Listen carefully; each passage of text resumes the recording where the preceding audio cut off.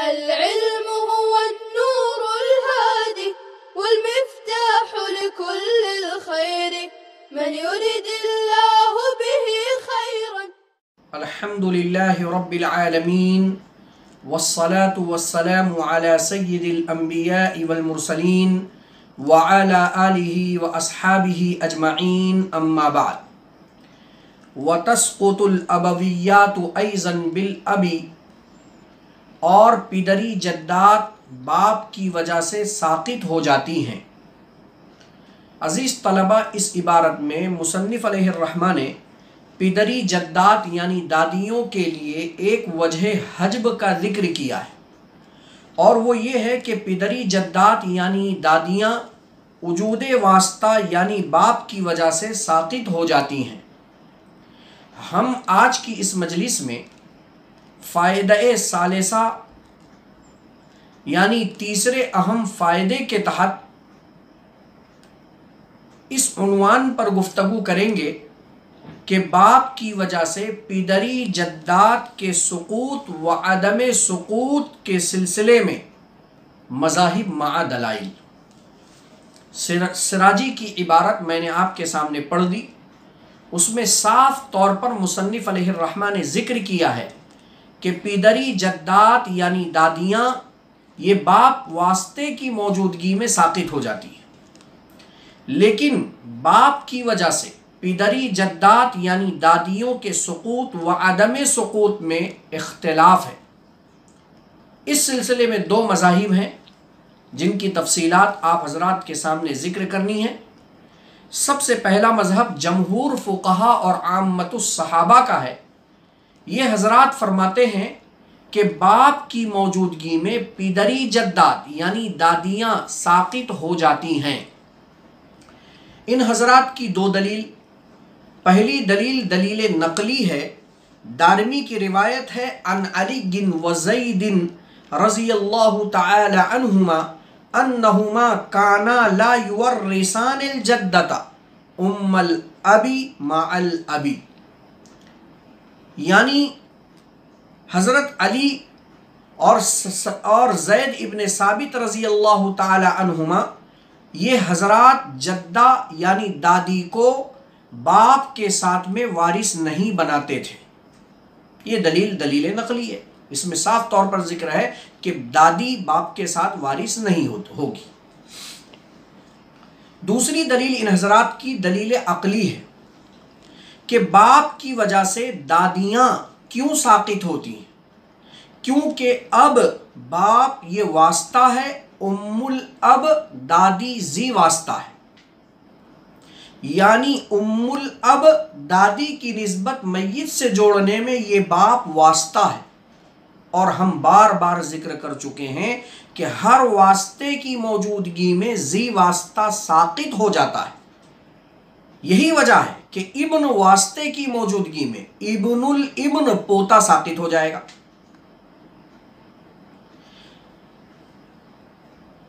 اخ بھائی واسطے کی موجودگی میں ابن الاخ بھتیجا ساقط ہو جائے گا۔ ایسے ہی اب یعنی باپ واسطے کی موجودگی میں ام الاب باپ کی ماں دادی ساقط ہو جائے گی۔ دوسرا مذہب حضرت عبداللہ ابن مسعود اور حضرت ابو موسیٰ اشعری رضی اللہ تعالی عنہما وغیرہ کا ہے۔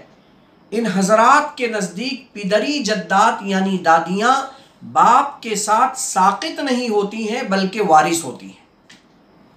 ان حضرات کی بھی دو دلیل ہے۔ پہلی دلیل دلیل نقلی ہے، دارمی کی روایت یہ حضرات پیش کرتے ہیں ان ابن مسعود رضی اللہ تعالی عنہ قال ان اول جدت اطعمت سہما فی الاسلام ام اب و ابنها حی، یعنی اسلام میں سب سے پہلی جدہ یعنی دادی تھی جس کو سہم یعنی حصہ دیا گیا، وہ ابنها حی،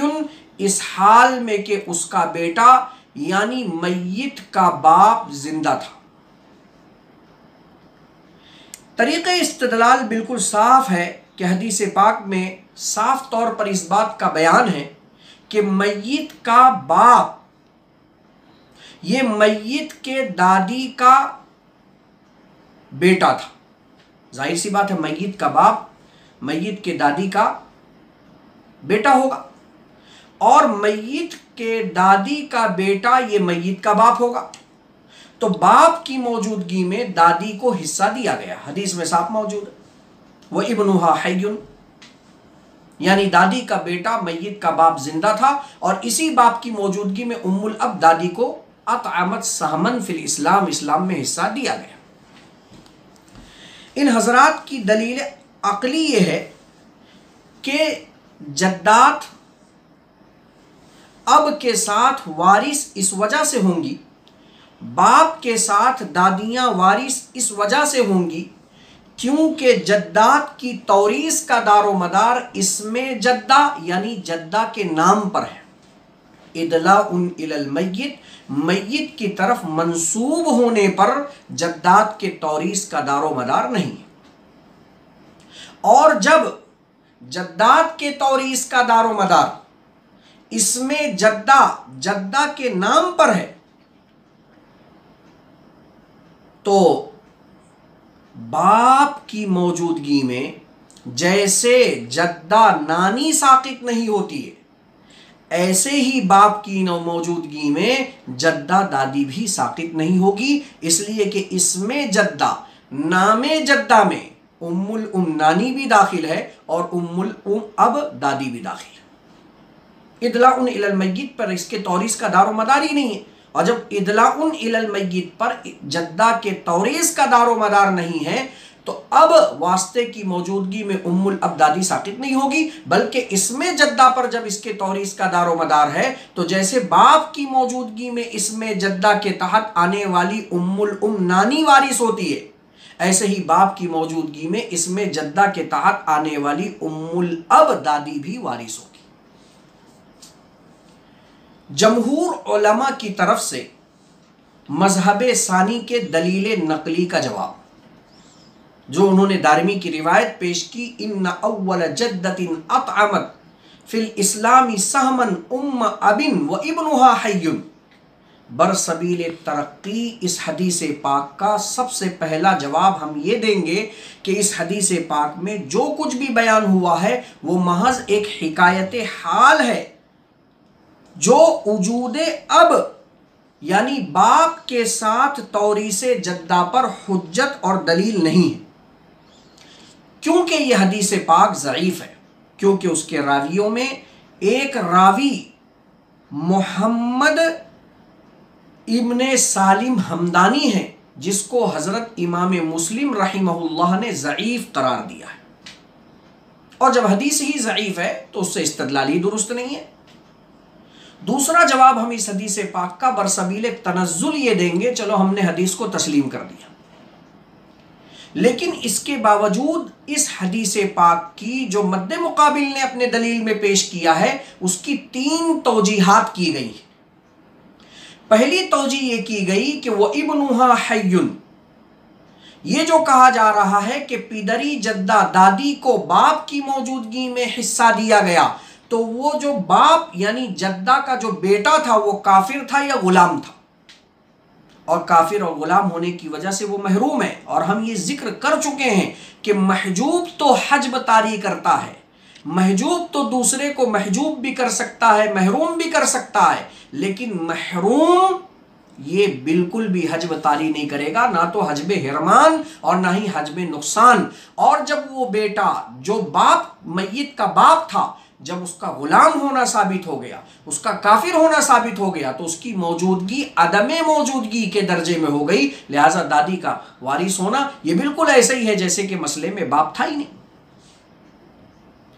دوسری توجیح اس حدیث پاک کی یہ کی گئی ہے کہ یہ جو حدیث پاک میں کہا گیا وہ ابنها حی، جدہ کا بیٹا زندہ تھا، تو وہاں بیٹے سے مراد میت کا باپ نہیں ہے بلکہ میت کا چچا ہے، اس لیے کہ جدہ کے لیے جیسے میت کا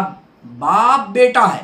ایسے ہی میت کا چچا بھی جدہ کے لیے بیٹا ہے. اور یہ بات بالکل واضح ہے کہ دادی باپ کی وجہ سے تو ساقط ہوتی ہے، چچا کی وجہ سے ساقط نہیں ہوتی ہے۔ لہٰذا جس حدیث پاک کو بطور مستدل کے آپ نے پیش کیا وہاں جدہ وارث ہو رہی ہے، کیونکہ باپ موجود نہیں ہے بلکہ چچا موجود ہے۔ تیسری توجیہ حضرت اقدس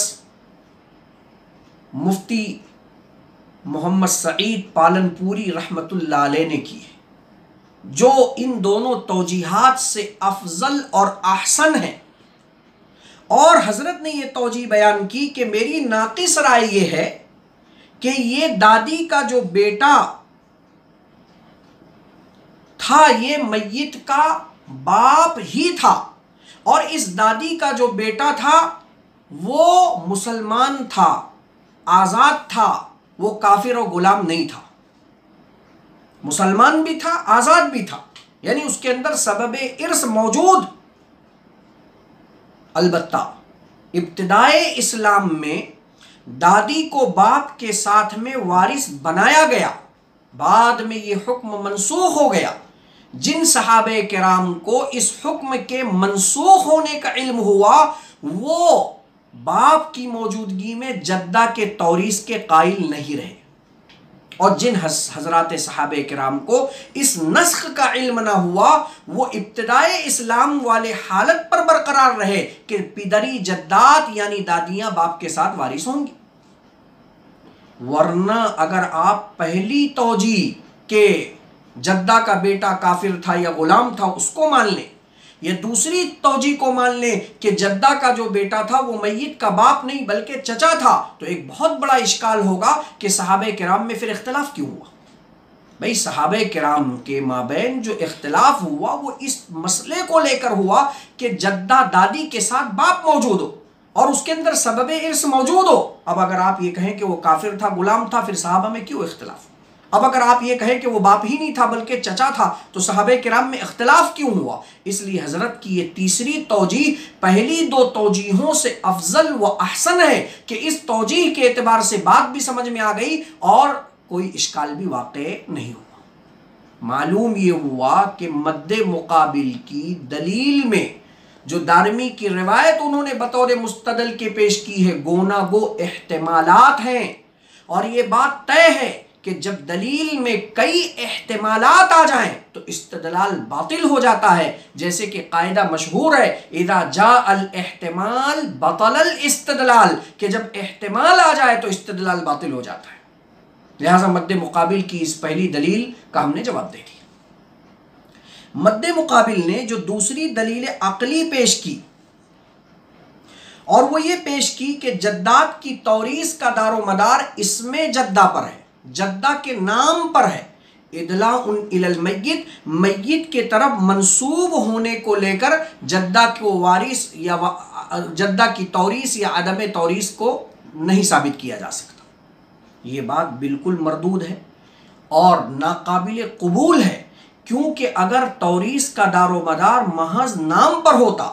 تو ایک شخص کسی بڑی بڑھیا کو یہ کہہ دیتا جو اجنبیہ ہو اس کے لیے ہذہ جدتی، کہ یہ میری دادی یا نانی ہے، تو کیا کسی اجنبیہ کو، کسی بڑی بی کو، کسی بڑی عمر والی عورت کو صرف یہ کہہ دینا دادی یا یہ کہہ دینا نانی، تو آپ نے اس اجنبیہ کو جدہ کا تو نام دے دیا، تو کیا اس نام کے دینے سے وراثت ثابت ہو جائے گی؟ یہ تو آپ بھی کہیں گے کہ بالکل نہیں ثابت ہوگی۔ اس سے معلوم ہوا کہ اسم جدہ پر توریث جدہ کا دار و مدار نہیں ہے۔ ادلاء الی المیت، میت کی طرف منسوب کر کے اس کی توریث اور عدم توریث کو ثابت کیا جائے، اور جب آپ میت کی طرف منسوب کریں گے تو لا محالہ واسطے کی موجودگی میں ذی واسطہ ساقط ہوتا ہے، لہذا باپ واسطے کی موجودگی میں ام الاب دادی یہ ساقط ہو جائے۔ عزیز طلبہ، اس پورے بحث کا حاصل یہ ہوا کہ باپ کی وجہ سے جو سقوط طاری ہو رہا ہے وہ دو علتوں کی وجہ سے ہو رہا ہے۔ سب سے پہلی علت اتحاد سبب ہے،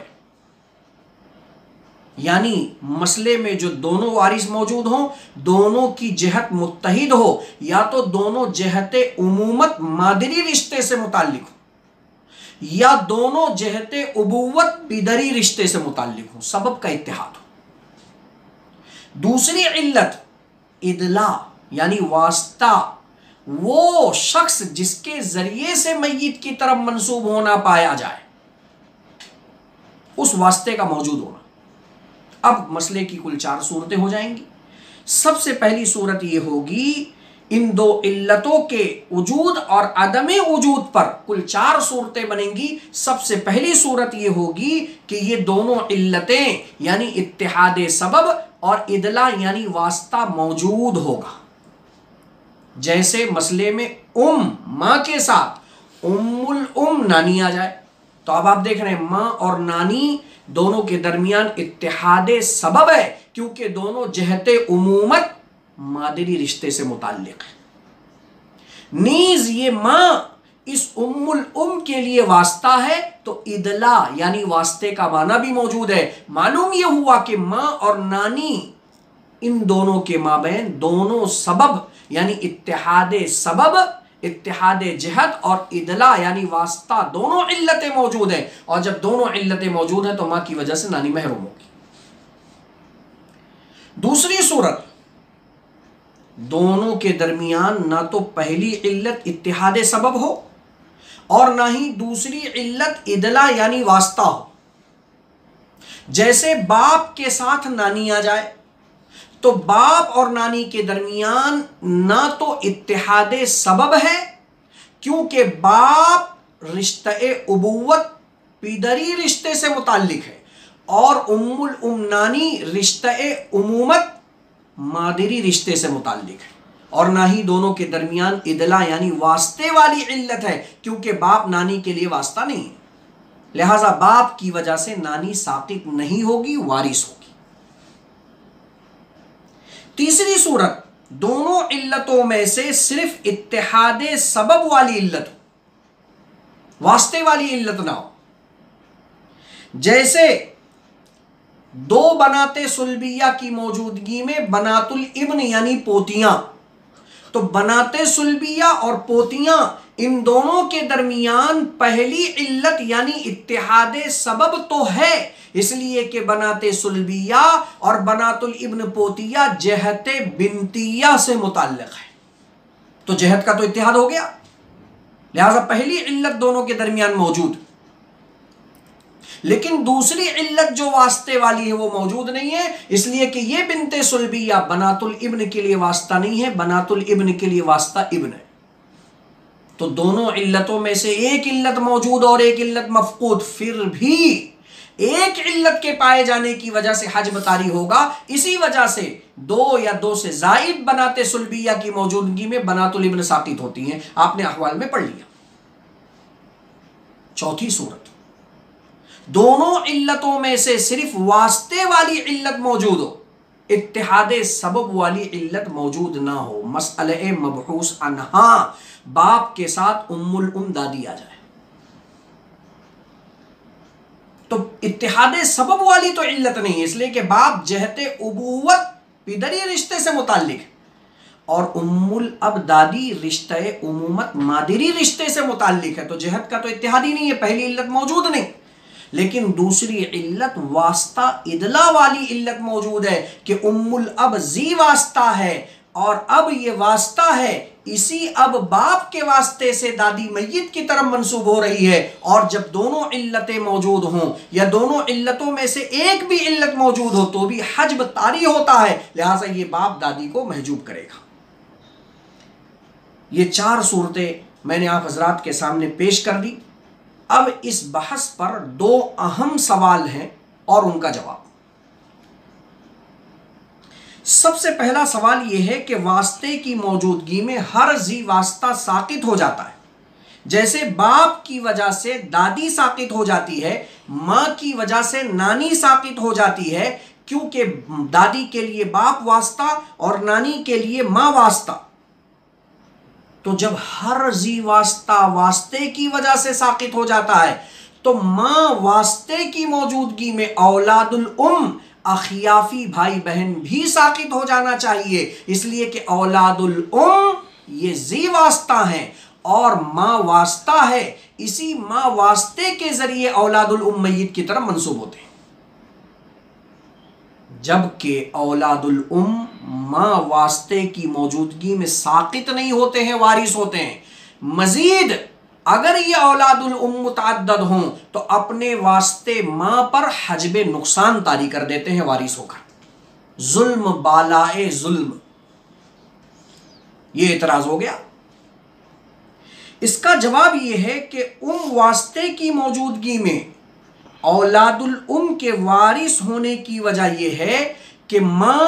اور اولاد الام کے مابین سقوط کی جو دو علتیں تھیں، اتحاد سبب اور واسطہ، وہ دونوں موجود نہیں ہیں۔ ماں اور اولاد الام کے مابین پہلی علت اتحاد سبب موجود نہیں ہے، وہ تو ظاہر ہے،